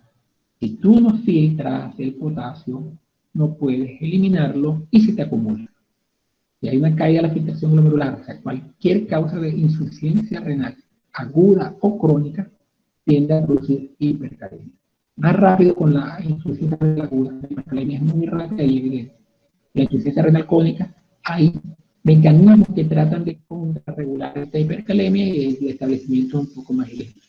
Porque cuando hay falla renal crónica, no se filtra el potasio, pero también disminuye la reabsorción tubular y eso es lo que impide que aparezca la hipercalemia de forma tan temprana. Pero en ambos, tarde o temprano, aparecen en ambos. Caída de la filtración tubular va a tender a producir hipercalemia. O por disminución de la secreción tubular, que no hay aldosterona. La aldosterona retiene sodio y pierde potasio. Si no tiene aldosterona, el potasio sube. Entonces, cualquier causa de hipoaldosteronismo, para que la aldosterona se produce en la suprarrenal por acción de la angiotensina 2, fundamentalmente por acción de la angiotensina 2, con 80% más o menos por acción de la angiotensina 2, pero ella tiene cierta capacidad de producción local sin necesidad de la acción de la aldosterona por los niveles plasmático y otros factores que pueden estimular a la suprarrenal a producir aldosterona. Entonces, disminución de ácido tubular por hiponatremia, la acidosis tubulorenal tipo 4, que es la que usa con hipercalemia, como lo habíamos mencionado ahorita. La 1 y 2 tiene más bien hipocalemia porque pierde potasio renal. No lo pierde, por lo tanto sube a nivel plasmático. Diurético, borrador de potasio, la espironolactona. ¿Okay? Todos los inhibidores de la enzima convertidora tienden a producir un aumento del potasio. Por eso es que cuando se combina un diurético, ahorrador de potasio, con un antihipertensivo que impide la conversión de la enzima convertidora, los inhibidores de la enzima convertidora, suman dos factores de riesgo para hacer hipercalemia, que se cuida con la combinación de estos medicamentos. La amiloidosis, porque es una patología tubular, donde va a impedir la secreción tubular de potasio. La amiloide infiltra todos los órganos, infiltra también el riñón y produce esto. La drepanocitosis por la destrucción temprana de las células rojas, los eritrocitos, liberando los iones intracelulares, y el ion intracelular más importante es el potasio. Aparte de eso, también la drepanocitosis produce necrosis tubulointersticial, porque una de las zonas de más alto potencial ácido base, más agresiva del medio interno, es la médula renal. Entonces, estos pacientes pierden la función tubulointersticial, no concentran la orina, no mantienen el líquido ácido base y pierden también la capacidad de excreción de potasio. El lupus también puede hacer esto, bien sea por la falla en la filtración glomerular, porque generalmente ellos producen una glomerulonefritis. Puede producir también patología tubulointersticial, pero más frecuente es por vía glomerulonefritis. Por aumento de la ingesta de potasio, poco probable, poco frecuente que tú por comer mucho cambur y plátano te vaya a producir hipercalemia. Eso no es típico, porque el cuerpo absorbe lo que necesita y lo que no, simplemente lo pierde. Entonces, más sería por causas por medicamentos ricos en potasio. Entonces, todos los antiinflamatorios, hay diclofenac sódico, pero también hay diclofenac potásico. ¿Ok? Entonces, la sal con que viene diluida o con la que viene mezclada, los principios activos, puede ser la diferencia entre hipernatremia o hipercalemia, dependiendo si es una sal sódica o una sal potásica. A nivel de la transfusión, siempre sube el potasio, sube por casi 1 gramo después de una bolsa de sangre. Porque dentro de esa bolsa de sangre hay eritrocitos que ya están en el límite de su vida media y siempre hay una pequeña porcentaje de hemólisis. Y esa hemólisis produce liberación del potasio que están dentro de esos eritrocitos que se van a analizar por la posterior de la transfusión. Una transfusión normal, si hay un rechazo a la transfusión, la hipercalemia es mucho más intensa, por supuesto. Y los sustitutos de la sal. Esto lo van a encontrar en algunas tiendas naturistas, algunas tiendas fit, que dicen sal, que no es sal. Si a usted le gusta comer sabroso con la comida salada, pero no puede tomar sal, tome este producto. Lo que le están dando es una sal potásica. Ok, no está ingiriendo sodio, pero sí está ingiriendo potasio. Y también puede producir hipercalemia, no solamente hipernatremia, es mala. La hipercalemia también hace daño. La alteración del equilibrio interno, ya sí vimos, la acidemia, la acidosis, que hay el intercambio de iones, hidrogeniones por potasio. El déficit de insulina, si no hay captación de glucosa, también hay captación de potasio. Entonces el paciente con el tipo 1 de déficit de insulina generalmente puede tener hipercalemia. O la necrosis celular, la radiomiolisis, porque libera, o muscular o cualquier otro tejido, libera el potasio que está dentro de la célula y produce hipercalemia. La clínica, nuevamente debilidad y parálisis, como vimos también en la hipocalemia. Y va a depender muy fundamentalmente de la parte del ritmo cardíaco, y va a depender fundamentalmente de los valores. Vean cómo ya a partir de los 6 milicuarentes hasta 5.5, ya a partir de los 6 milicuarentes por litro de potasio, empieza a verse una elevación de las ondas T, se ponen picudos. Y aparece el PR, se empieza a prolongar. Recuerda que estos están con potasio alto, se hiperpolarizan y se hacen menos excitables. El PR se prolonga, hay ausencia de la onda P, el QRS se ensancha, estamos hablando ya de 8 miliequivalentes, y después aparece el fenómeno TSOR y la fibrilación ventricular. Ya esto es incompatible con la vida, una fibrilación ventricular. Si no desfibrila, el paciente está listo, porque aquí no hay gasto cardíaco, más de 8, y puede incluso llegar hasta la asistolia. Sin pasar por la fibrilación, puede llegar a la asistolia, o posterior a una fibrilación sostenida a la ácido y por supuesto causa de muerte. Vamos con el calcio. Para ello vamos a hablar un poquito de la homeostasis del calcio. Para hablar de la homeostasis del calcio hay que hablar de la vitamina D y de la paratormona. La vitamina D tiene varias formas de función, de dónde viene la vitamina D. Puede entrar por la dieta, junto con los flomicrones. Recuerden que la vitamina D es una vitamina liposoluble, es rica en los alimentos grasos, ¿ok? Entra en forma de vitamina D, pero también es capaz de producirse en la piel, con la expresión, la exposición a la luz solar, a la radiación ultravioleta B, ¿ok? De hidrocolesterol se transforma en una previtamina. Esa misma radiación solar, si se mantiene en el tiempo, inactiva el producto, pero si no, y con el calor corporal, se transforma nuevamente en vitamina D3.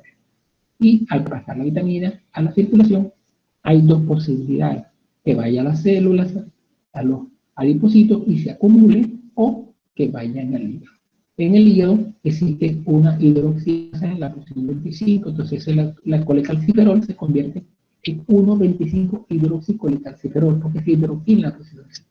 Este 25 hidroxicolecalciferol es el que entra a la circulación sanguínea posterior de pasar por el hígado, que viene de la dieta o del componente de la piel y se convierte en esta forma. Esta es una forma poco activa realmente, es una forma de vitamina D no muy activa, pero tiene que mantener eso.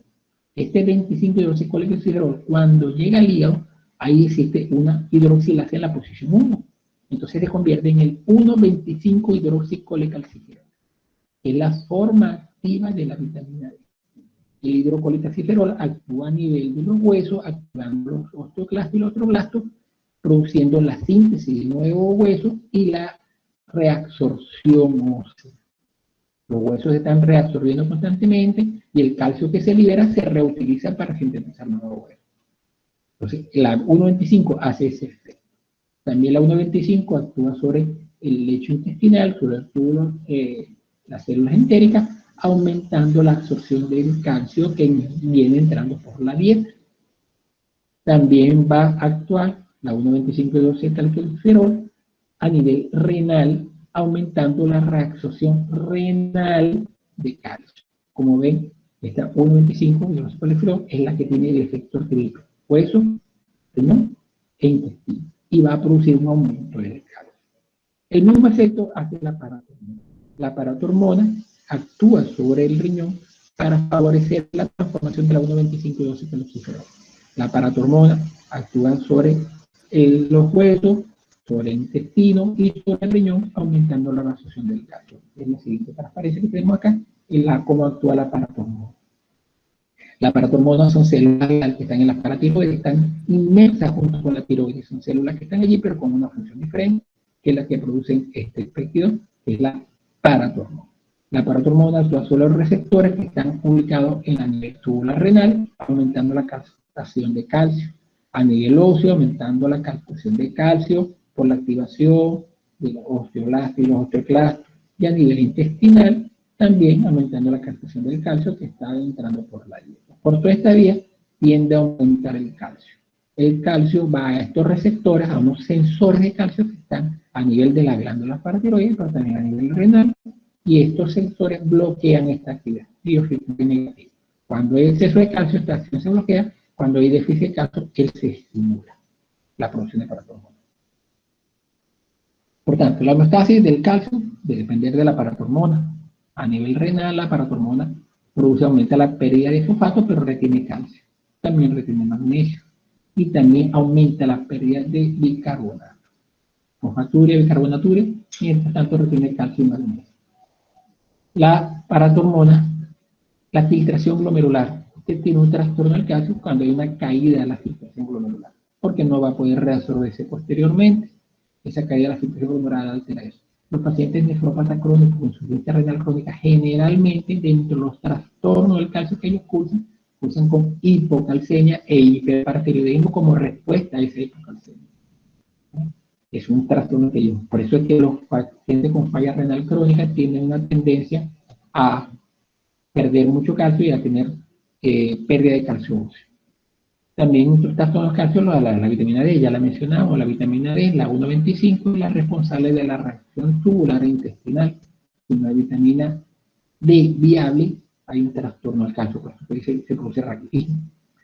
Los glucocorticoides, los esteroides, los usamos cada vez que a uno de los viejitos le den los huesos, le ponen esteroides para calmar el dolor, pero eso produce descalcificación, aumenta la pérdida de calcio a nivel renal, hay hipercalciuria. También el fósforo, recuerda que el fósforo y el calcio funcionan como los pedales de una bicicleta, cuando uno sube y el otro baja, porque ellos juntos forman complejos, se unen uno al otro, forman complejos y se autorregulan. Cuando hay hiperfosfatemia tiende a producirse hipocalcemia y al revés, cuando hay hipofosfatemia tiende a producirse hipercalcemia. La calcitonina se utiliza en el caso de la paciente con osteoporosis, osteopenia, porque él tiene un efecto directo a nivel del hueso. Él aumenta la síntesis de nuevo hueso al tiempo que inhibe la destrucción del hueso. O sea, activa los osteoblastos, pero inactiva los osteoclastos.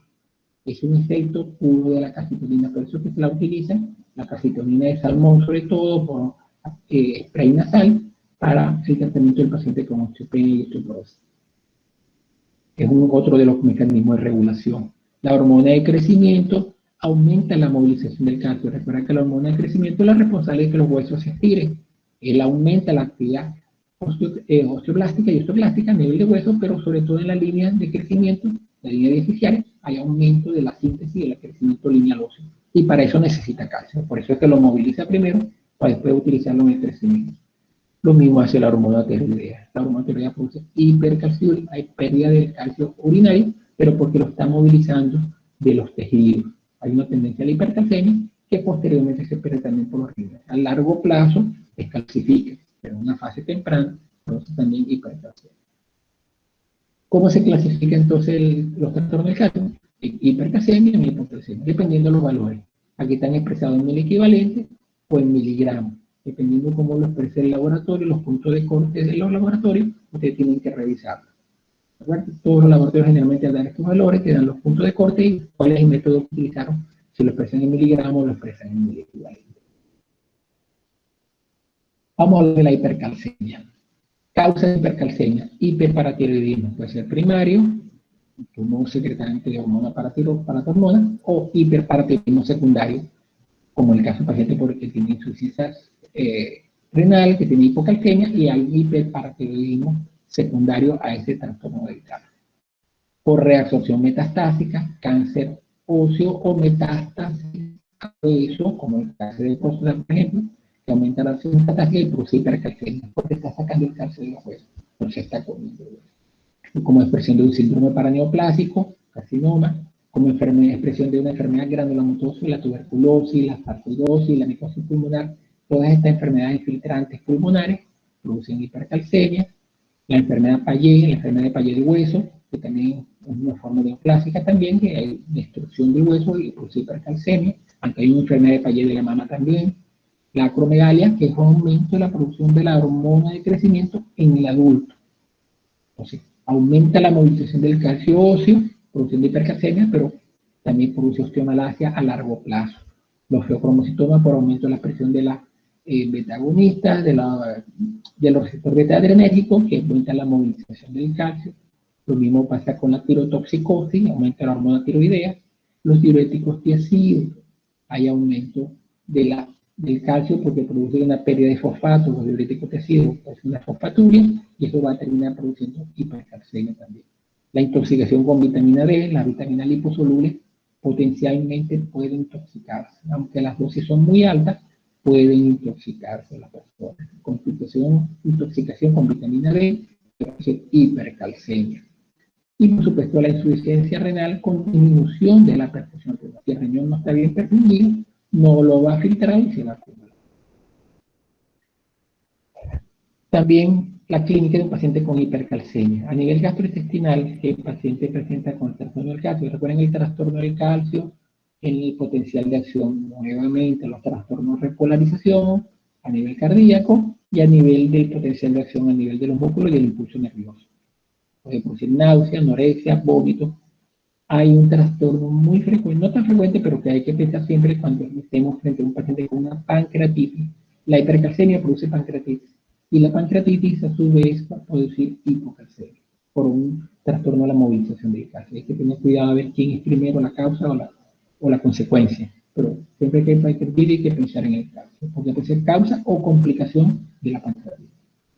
La úlcera péptica, a nivel renal, el paciente que tenga poliuria, mixturia, que haya pérdida muy importante de agua, diuresis aumentada en estos casos, y pérdida de iones, entre ellos pérdida de calcio por la orina, la nefroesclerosis, por ejemplo, la cirrosis tubular renal tipo 1, cosas con nefroesclerosis, con mucha movilización de calcio y hay calciuria, la litiasis, la diabetes insípida renal, que ya la mencionamos también, cursan generalmente con hipercalcemia.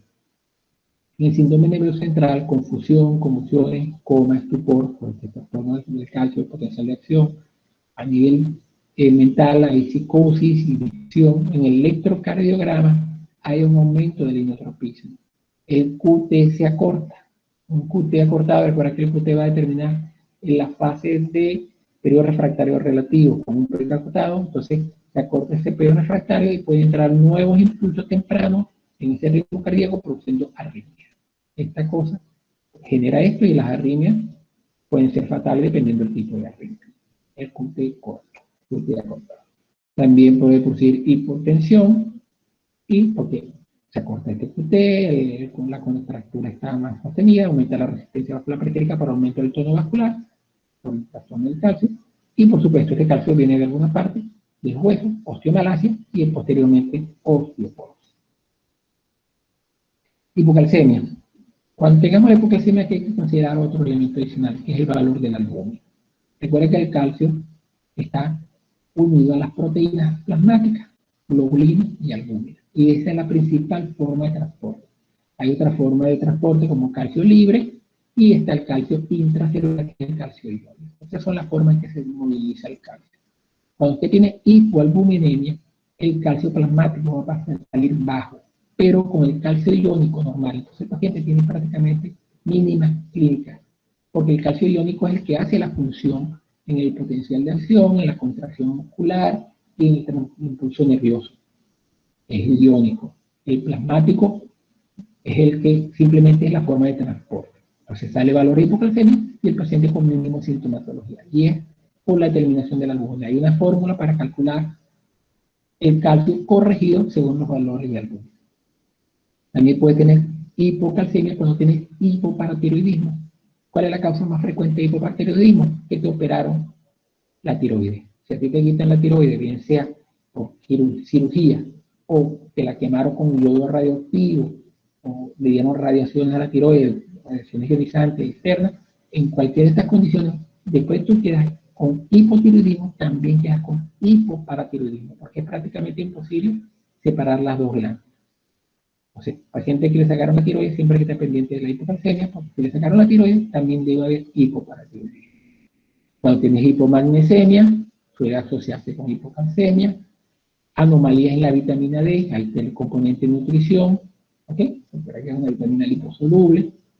En nuestro medio es muy difícil que haya deficiencia de vitamina D, porque ¿qué? Podemos tener trastornos nutricionales, pero algo que nos sobra a nosotros es luz solar. Tenemos mucho sol, aquí agarrando sol, más que suficiente para tener un buen nivel de vitamina D sin caer en hipocalcemia. Por eso el raquitismo no es tan frecuente a pesar de los problemas nutricionales que tenemos en Venezuela ahorita, que son muy, muy severos. Puede haber mala absorción intestinal, si usted tiene una enfermedad con trastorno de la absorción de las grasas, recuerda que es liposoluble, la vitamina D, entonces si tiene mala absorción de grasa, va a causar con hipocalcemia. Puede ser una patología hepática que no produce bilirrubina. La bilirrubina es la que quela las moléculas de grasa, la hace hidrofílica y permite su absorción. Si no hay bilirrubina, eso, bilis, no hay bilis, eso no ocurre. Medicamentos que pueden disminuir la absorción del calcio o la enfermedad renal, en el riñón también lo que se filtra debería reabsorber la molécula. Si usted tiene una patología de tubular artificial, no reabsorbe calcio y hace hipocalcemia también. Aumento de la remoción sérica por citólisis, radiomiólisis o pancreatitis, por lo que había dicho. La hipercalcemia puede generar pancreatitis, pero la pancreatitis puede generar hipocalcemia, porque hay aumento de la remoción. La clínica de estos pacientes, parestesia, trastornos de la sensibilidad, tetania, hay una contractura sostenida, tónica, dolorosa, muscular, con tendencia más bien a la hiperextensión. El paciente parece un paciente con tétano, realmente parece un paciente con tétano. Y puede incluso convulsionar. Usted corrige el trastorno del calcio y desaparece esta contractura. Es importante hacer diagnóstico porque es una contractura tetaniforme. El concepto de tetania es cuando ya tú demuestras que es por causas infecciosas de los límites. Demencia, de forma crónica sostenida, la hipocalcemia produce demencia, pérdida cognitiva, movimientos piramidales, temblores, coreas, atetosis, ansiedad, depresión y psicosis, hipocalcemia, miopatías, piel seca, caída del cabello, no androgénica por supuesto, moniliasis, esto es candidiasis oral, ¿ok?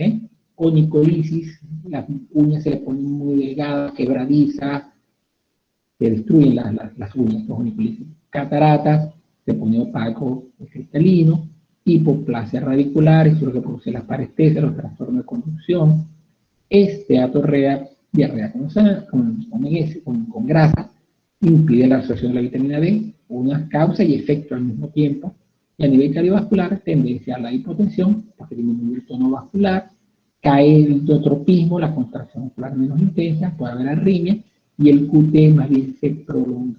Hay un QT prolongado, y puede producir, por supuesto, insuficiencia cardíaca. Hasta acá, esta es la última transparencia. Seguimos de la presentación. Paramos la presentación y volvemos acá. A ver cuántos los valientes que aguantaron. Ok, hasta acá la clase. ¿Alguna pregunta? Esta es la clase más larga del semestre. Junto con la de arritmia, esta es la más larga de todas. No hay manera de reducirla. Tienen muchos otros objetivos. Meter sodio ya es una clase solamente, porque hay que dar sodio, potasio y calcio. Es tremenda esta clase. ¿Preguntas, dudas, aclaratorias?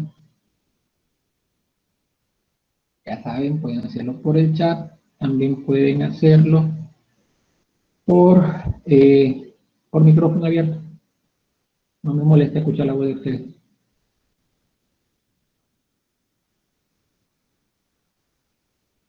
¿La computadora está prendida? ¿No hay nadie ahí? Ah, sí, hay alguien ahí. Ok, Michael. Sí, es muy larga. Dentro de la enfermedad actual, ¿cuál caso se presenta con más frecuencia?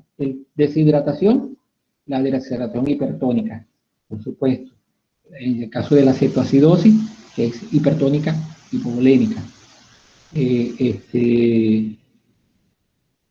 Entre los trastornos del electrolito, el más frecuente es el sodio, pero el que más te debe preocupar es el potasio, porque el rango clínico es muy pequeño y produce tanto las parálisis como las arritmias muy severas. Los trastornos del calcio más bien en enfermedades crónicas, nefrópatas crónicos, hipertensos crónicos, dependiendo de los medicamentos. Nuevamente, con esta pandemia de COVID que estuvimos utilizando una cantidad de medicamentos que alteraban el QT y tratando de curar el COVID matamos a más de un paciente por alteración del QT. La cipromicina, la cloroquina, todos esos medicamentos tienen esos efectos. Realmente se hizo mucho daño por desconocimiento, hemos aprendido sobre la marcha. Pero lo malo es que todavía hay algunos locos que siguen recetando eso. El paciente diabético, ¿cuál es los trastornos lo más común y qué es lo más peligroso? Lo más peligroso en el diabético es la deshidratación. Una deshidratación muy severa, de 12 a 15% de agua. Como cuando usted tiene poliuria, porque esa es la clínica del diabético, pierde agua y electrolito, pero pierde más agua que electrolito. Por eso tiendes a tener una deshidratación hipernatrémica, pero hipovolémica. El problema es que cuando tú corriges la deshidratación, el pool total de sodio realmente estaba bajo. Entonces volteas la tortilla, normalizas el volumen, pero lo vuelves entonces hiponatrémico. Y lo mismo con el potasio, lo pones hipocalémico. Aunque la acidosis te subía el potasio, el pool total de potasio estaba bajo. Ahí los dos iones están bajos, lo que pasa es que están enmascarados en la deshidratación. Al corregir la deshidratación aparece la expresión clínica y la complicación de la corrección es peligrosa. Puedes matar al paciente por la hipocalemia que le va a generar por el tratamiento o por la hiponatremia por el tratamiento. Hay que tener cuidado con el diabético cuando lo trate esas dos complicaciones. La hiponatremia y la hipocalemia que produces por el tratamiento, porque por la enfermedad más bien los valores te salen altos, falsamente elevados porque es por concentración. A ver, Juan, nefrópatas que cursan con uremia, ¿cómo se trataría para evitar daño neurológico si no hay centros de diálisis en la zona? Cambio de gobierno. ¿Qué puedes hacer? Mientras el paciente orine algo, hay que tratar de esforzar diuresis. Hay que sacarle el líquido que puedas en el paciente mientras orine. En el caso del potasio, como viste, el potasio baja si le pones insulina y azúcar.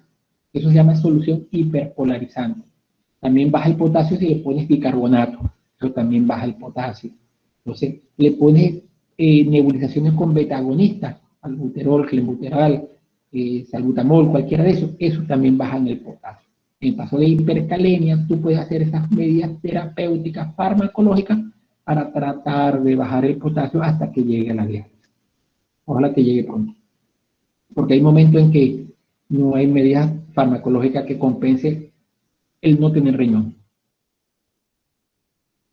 Gracias, Yanil. Gracias, Juan. ¿Alguna otra pregunta?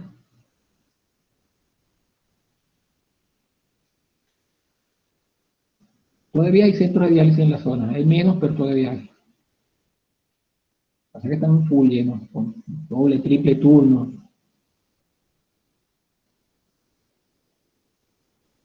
A ti, Yanil. Eres uno de los 10 valientes que están hasta ahora aprendido ahí todavía.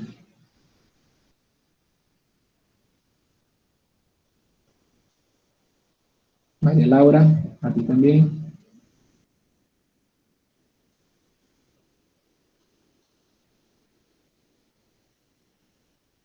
Ok, por favor avísenme si quieren la clase en el transcurso de la semana o nos vamos directo hasta el viernes. Cada un día, no sé para qué, porque no sabemos. Ya el Consejo Universitario decidió que esto termina en julio. El semestre ya lo prolongaron. Como no hay presenciales, están dando chance de terminar como sea y esperando a ver qué pasa. Simplemente le están dando tiempo al tiempo a ver qué pasa. Pero eso creo que todavía no lo han hecho público, pero eso fue lo que se discutió en el último Consejo Universitario. Creo que se iba a hacer público hoy o mañana la prolongación del semestre. Oficialmente ya lo extendieron. Para seguir clases a distancia, porque no han dado permiso todavía de la presencial. Mala noticia al final. No se tiene fecha de exámenes presenciales, entonces, no. Todavía no tenemos fecha, porque es un problema. La presencialidad no está permitida todavía por el Consejo Universitario. Tenemos que ver cómo vamos a inventarla. Y no hay otra de exámenes que no sea presencial. Yo no voy a hacer otra vez un examen por teléfono. Me niego. Que me quiten los $3 al mes que me pagan.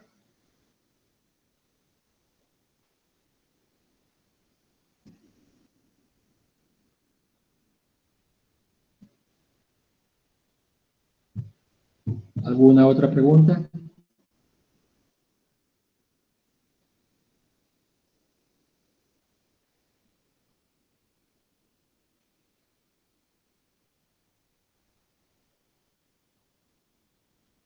Ok, aparentemente no. Mañana, a ti también. Gracias a ti también.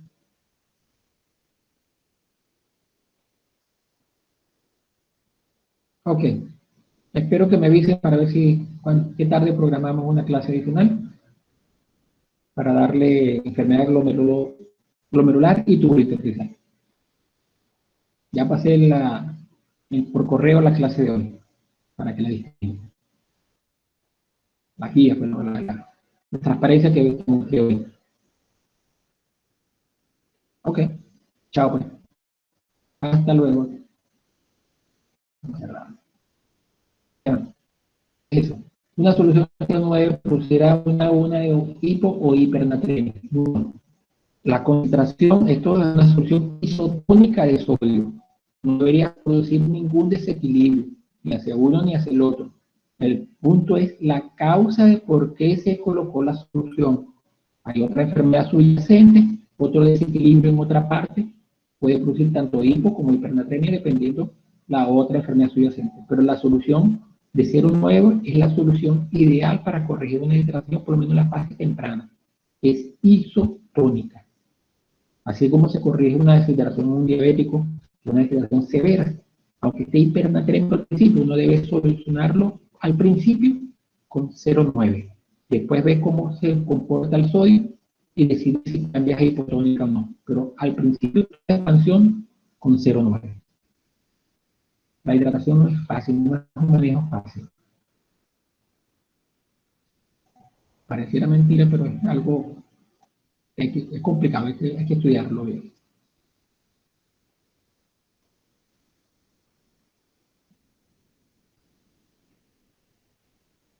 ¿Alguna otra pregunta? A tu orden, Mariana.